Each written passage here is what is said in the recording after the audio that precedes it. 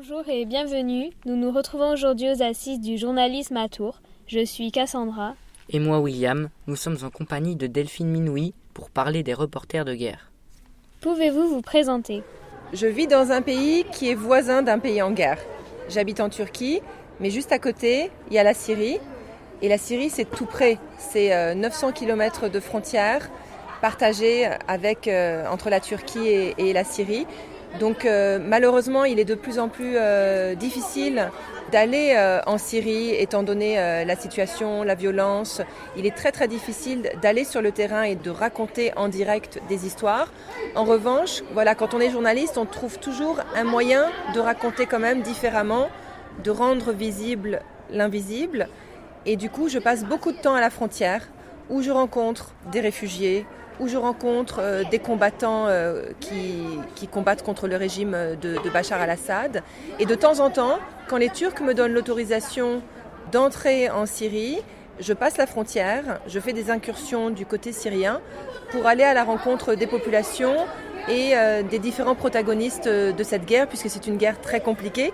C'est une guerre entre Syriens, mais malheureusement aujourd'hui, plus que jamais, c'est une guerre entre puissances extérieures. Les États-Unis contre les Russes, les Turcs contre les Kurdes, qui sont une minorité ethnique dans cette région. Et aujourd'hui, c'est ça aussi notre rôle en tant que reporter de guerre, c'est de raconter ce qui se trame derrière ces guerres. Il y a ce qu'on voit en direct, et il y a aussi ce qui est décidé un peu plus loin que ces pays-là et qui influence ces guerres dans leur continuité. Delphine, pouvez-vous nous expliquer comment on fait pour travailler dans un pays en guerre ? Il y a du danger, il y a du risque.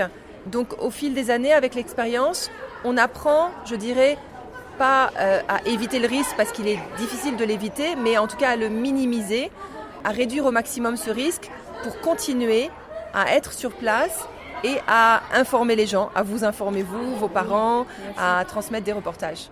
Est-ce que couvrir l'actualité sur la guerre est dangereux ? Évidemment, il y a toujours une part de risque.